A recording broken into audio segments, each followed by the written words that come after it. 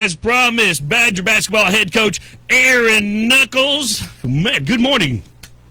Good morning. How's it going? Good. And also got what? Coach Annapolis? Is that it? Coach Annapolis, that's correct. That is a cool name. And you're for sure you're not making that up? No, I'm not making up. My dad gave me that one, so. Oh, you're not hearing anything. Oh, Coach, you can't hear anything. I'm dead over here, man. Hey, Casey, can you put another quarter in the headphones over there? I can hear you through the glass. There he is. There he is. All right. There he is. Yeah. Oh, we got a stack of quarters over there just in case that goes out. Hey, Yeah. Coach Annapolis? I'll bring my own quarters next time. Okay, yeah, those are wooden ones we use here. I love it. Basketball 2020 for the Badgers here. Man, you were off to a rocking start here, and then you got grounded. Yeah, a little bit. Week. Yeah. What's going on? Before we start on that, give us a recap of last year. How'd it end up, and who'd you lose, who'd you gain? All right, so, if you go back, if you put the rewind button on, you go back a little bit, we got hot down the stretch, and we won 3 out of 4 district games, ended up in the play-in game against Salado, and we had that over at Killeen High School, and that was a great game. That was a very competitive game, and some things just didn't quite go our way, and, bottom line, we didn't play good enough, and, it's one of those games when it's over, you say, the better team probably won. And last year Salado was a better team. They had a lot of seniors. They were good. They were solid, and we just weren't quite there yet. I really thought for us to be in that situation, in that position, we probably overachieved a little. And that's not a shot at anything. That's just where we were. So that ended the season for us. But looking at where we are now and coming back, man, this is a different group, and I really are cautiously optimistic about what could happen this year. Now, all the other schools in the district, pretty much in the same boat you are, as far as actually being able to practice because of the bug going around. Correct? Yeah, it's day by day. You can't, and not just in sports, but in life. You can't ever take anything for granted. But I think that the kids are really getting a big dose of that this year because you don't know if there's going to be another game or if that next game is going to be in 2 weeks. You don't know when you're going to practice, so you can't take anything for granted. So, yeah, cautiously optimistic. Cautiously optimistic, yes, sir. Well, introduce Coach Annapolis. Was this a new face in town or been around the block? Yeah, so Jaden is a first-year teacher coach. He graduated from UMHB, a few miles to the east. Baylor, yeah. University of Maryland, Baylor, yeah. And we have a little background. He actually, he's been coaching my son's travel team, which, my oldest is in 7th grade this year, so he's been coaching him. 7th grade? You're getting old, Coach. Yeah, you're telling me. Yeah, so, he's coached him for the past few years on the travel team circuit, and actually I coached him the year I was in Llano. So there's been a little background check, bringing him into the program. So Llano, God, that seems like yesterday. Well, it's only, I guess, 5 years ago. Yeah. Wow. Time flies, though. Yeah. So what role do you play, Coach Annapolis? What are you doing? I'm the assistant coach for the varsity, and then I also coach the JV. And so, yeah, I love my time in Lampasas so far. It's been awesome. Good. How's the JV doing? JV, we had to bring up some freshmen for our first couple of games, so not as strong as we wanted to be. We played Georgetown Eastview. That was our last game, which seems like forever. Had a strong outing, just really bought into the system of playing with each other, and came up just short, lost by 1 point, but we're on the right track to where we need to be. And so as long as we keep working, showing up every day, developing those intangibles, we'll be a solid group, especially in district. Well, that's pretty cyclical, though. I mean, you get to a point where you're at your peak. You got all your top players that you had for a few years, and then you dip back down and you start from scratch again. Is that pretty much the way it works, in sports in general? Yeah. I mean, yeah, it is. Yeah, it's always revolving. There's that door that's always revolving. So where does the varsity stand as far as that goes? As far as personnel, personnel, right? Yeah. Well, we got a lot of kids. We got 13 in that locker room right now, and it's tough because when you get over 10 or so on a basketball team, it's hard with minutes and everyone wants to talk playing time but I tell you what, this is the first time as a head coach where I'm looking out there and we're talking about 13 individuals. We're talking about 13 individuals that can play. I mean, I could feel very confident in starting 1 through 13. And of course, there's some groups there that you probably wouldn't want to put together, but I feel like any one of those 13 kids could go out and start the game for us or play at any point in the game, depending on what the situational is. So, we're looking at the possibility of being very, very deep, and having depth is a good thing, So I'm excited about that aspect. How many seniors do you have? 6. Oh, really? Yeah, 6. So, we're always sitting. It seems like every year we're talking about, well, we graduated 9 guys, we graduated 8 guys, we replaced these guys, and finally we had a big group last year, but we're finally starting. We played so many freshmen and sophomores on varsity the past few years that we're going to maybe cash in on that, and those guys are starting to grow up and mature a little bit, physically and mentally. Have you lost any to other sports?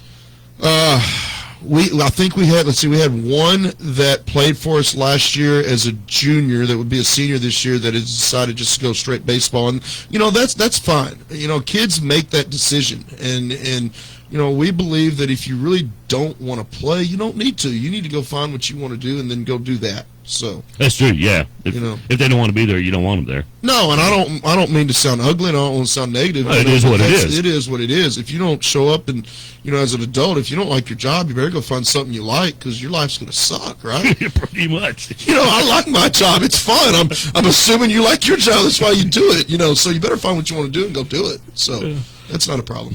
How many games have you pre-season get? Well, it's a preseason. How many pre-district games have you played so far? We're varsity's 4-1 right now. 4-1. Mm-hmm. Who'd you lose to?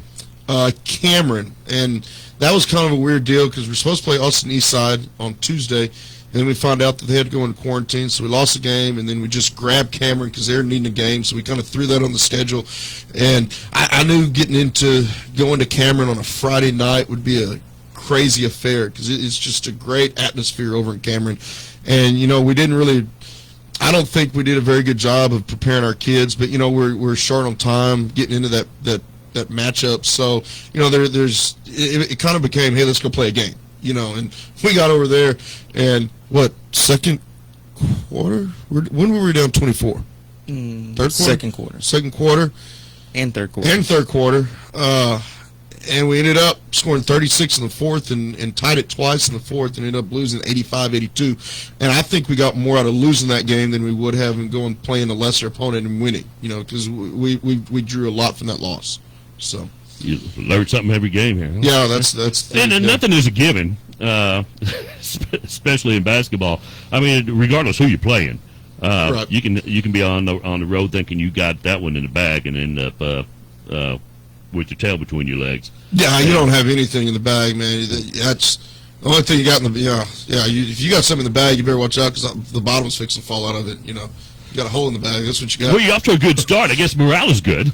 Morale's good. Yeah, morale's good. And it's tough because we were supposed to play this week Monday, Friday, Saturday, and of course that changed when the high school went virtual. And yesterday, we actually were able to get back on the court sooner. Initially we were told we couldn't get on the court to practice until Monday. Well, we were actually able to come back yesterday, and we had our first practice since before Thanksgiving with the varsity, and we got another one today.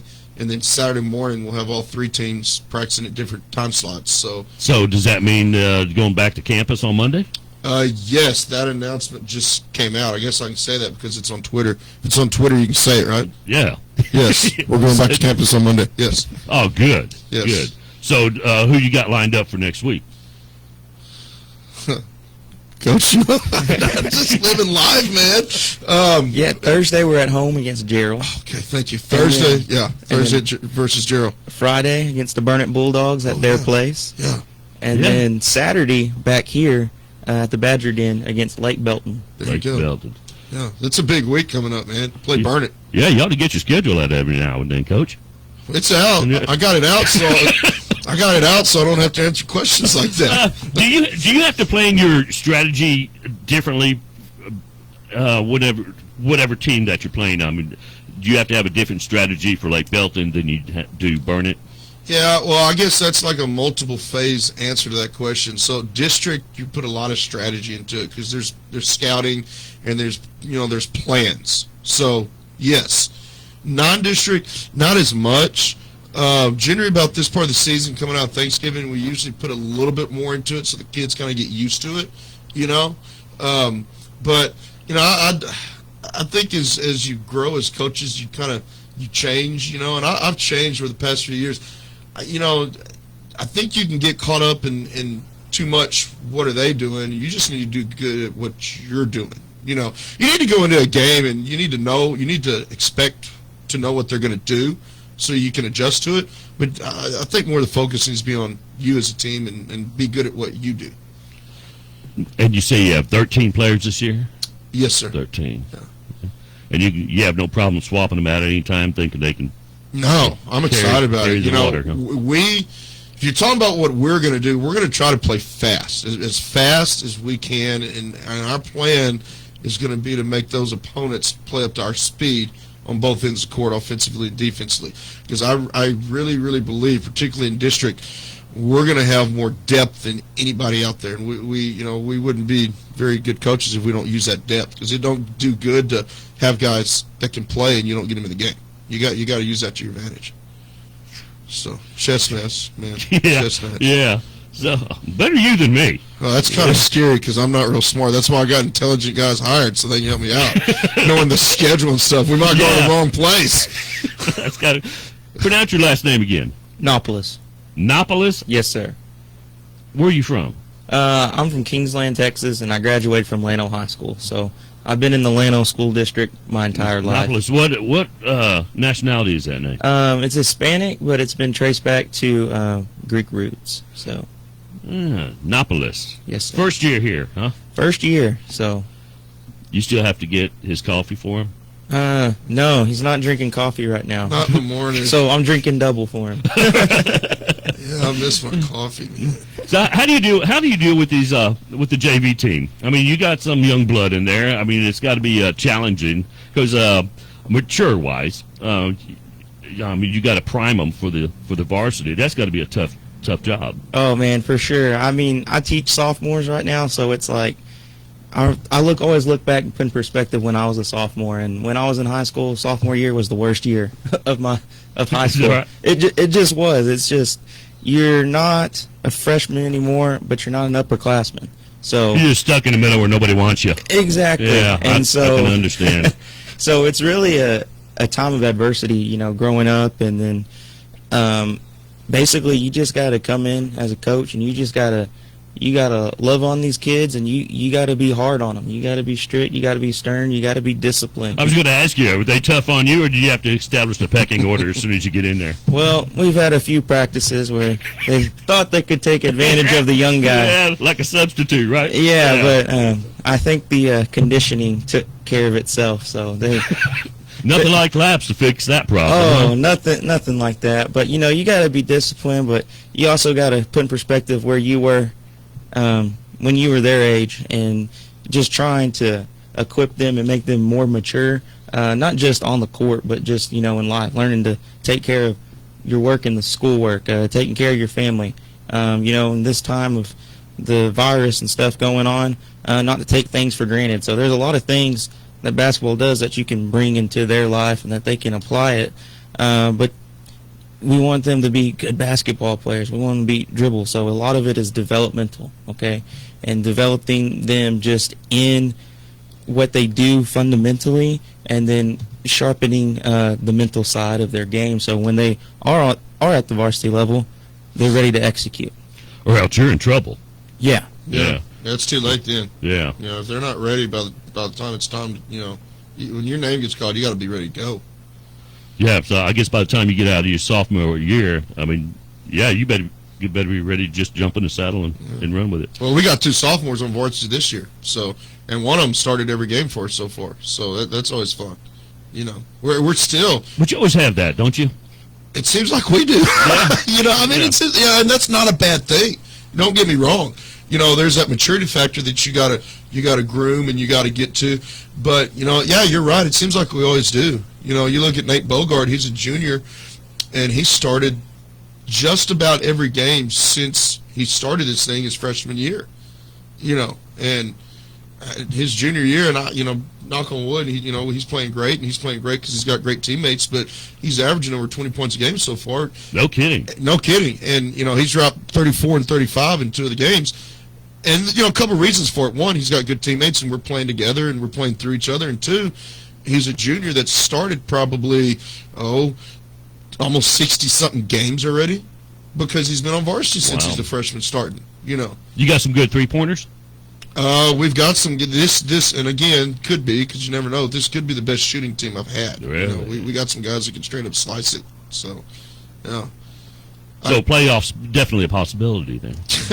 I like how you put definitely and possibility in there. Yes, definitely a possibility. It's very possible we could go to the playoffs. Yes, yes. Good. But you know, and the realignment happened this year, so you know it's a totally different district. It's us, Gatesville, Brownwood, Glen Rose, and Stephenville. How much recon do you have to do on that? We're working on it right now. We've seen everybody live, or we've got film on everybody so far, and I like what we're seeing. It's, you know, we talked about last year, Region 1 is so different than Region 4. It's going to be tough, and it's going to be physical. It's just a different brand of basketball when you go north instead of going southwest. So, you know, it's going to be different for our kids, but, you know, I feel like we're up to it, man. We've added strength. We're bigger. We're stronger. We're watching film from last year a few weeks ago, and he didn't even recognize some of these kids because they're so much more mature right now, you know, physically. And mentally, but you know, so we're going to need that. Well, as far as the alignment goes, or realignment goes, is it different than the football? It's totally different. See, football's Region 4. We're actually Region 1. So Region 1 goes all the way up to basically Colorado. I mean, it's the Panhandle all the way up to El Paso. So, wow. So who are you playing this year that you didn't play last year? in district, Yes. everybody. Really? Yeah. Well, okay. Now we played Brownwood in non-district last year, and we played Glen Rose in non-district, but nobody in our district was in our district last year. So, wow. So you got a whole new slate to work with then. oh yeah, yeah, and there's one less teams. So there's only 8 district games, so everything is different this year. I mean, it's gonna, you know, it's good though because I know the I know the Brownwood and the Stephenville coach really good. Both of us are pretty good friends, and it's gonna be fun coaching against those guys. The Stephenville guys in his first year there, second year as a head coach. He's a real young guy, but he's doing a good job with them. And you know, it's always fun coaching against guys you know. You know, so you know, and the Glen Rose guys knew he left last year. He was at a 2A program that went to state tournament with a 32-0 record, and only had one senior.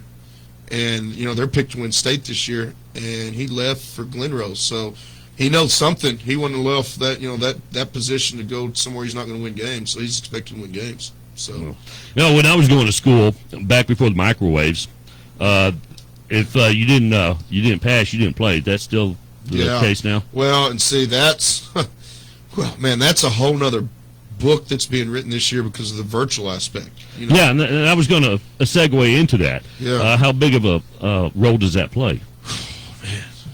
Big role, huh? Big role. Big role.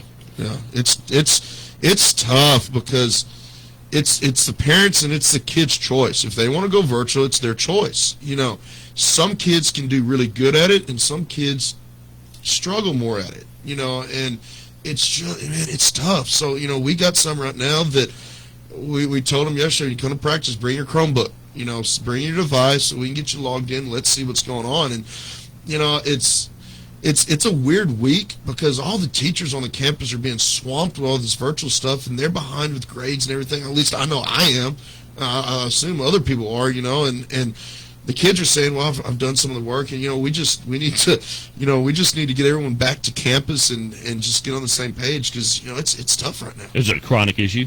I don't think it's a chronic issue, and I'm not trying to, you know, make things sound worse than they are because, you know, it's manageable, but, you know, it's just different. We're in uncharted waters right now because, you know, it's one thing to say, oh, that kid's got, you know, I don't know, chemistry third period, I'm going to go down and see him real quick, but if he's at home, you can't, you know, right. So it's just, man, it's different. I like seeing our guys on game day. You know, we dress up and, you know, we want to look good and everything, and they're not all on campus. So, you know, it's more like almost like a college life. It's just different. So, well, to cut to the chase, you got everybody online? Not online as in the internet, but yeah. do you have them suited up and ready to play? Yeah, we've got everybody eligible right now. Okay. You know, yeah, we got everybody eligible. You know, we've got the end of the 9 weeks coming in 2 weeks. So, you know, our goal is to have everybody eligible at that point. Coach Nopolis, how about you? Yeah, we're all good. Everybody's good? We're looking good right now. Just, you know, we stay on our guys just to be disciplined. You know, That's it. take care of business. So your next game coming up when? Thursday. Coach Nopolis said Thursday. Thursday. Yeah. See, that's another thing, and that's the other thing we're preaching to these kids.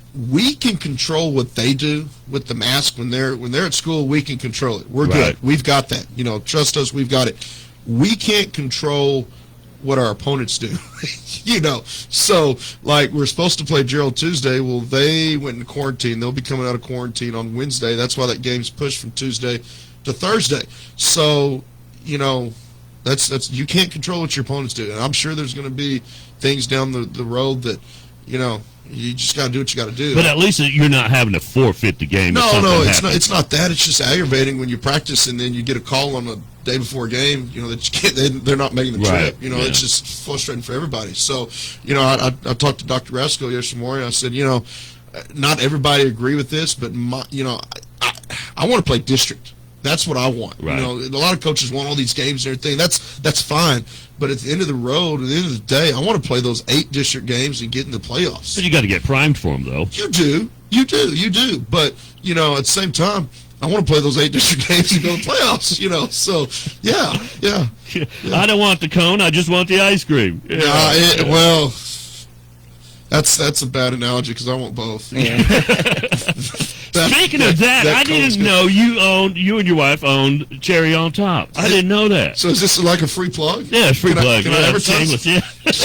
Awesome. a free Won't even plug. charge you for it. Yeah, we do. Yeah, man. Well, you opened it up last summer or what? We opened on Labor Day. You know, we're supposed to open last spring, and then the virus and the shutdown happened, so, you know, things stopped. So we opened on Labor Day, and, you know, it's a weird mix because it's ice cream and the art, but I've always wanted to own an ice cream parlor. Why? Was this something that just came out of your childhood or what? I love ice cream. Yeah, me too, but I'm not going to buy the factory. I did. Yeah, no, you know, it's awesome. No, it's good. And, you know, and free plug, I'm not trying to sell ice cream right here, but it's the best ice cream I ever had, man. It's good, isn't it? Oh, it's so good. See there? See there? Yes, sir. It is very good. Put your cue card down. No, congratulations on that. Yeah, thank you. It's fun. It's a good place. She did a great job with the atmosphere and planning it. I'm sure she and the pretty much vision. had everything to do with it. Correct? Yes, I do. I do the mark. I don't do all the marketing, but like when I get on the radio and talk about it for free, I do that. And then I'm in charge of quality control.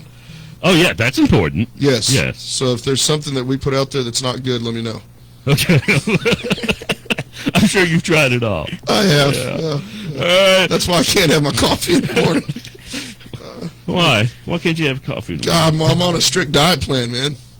And you own an ice cream shop. I traded the ice cream. I traded the coffee for the ice cream.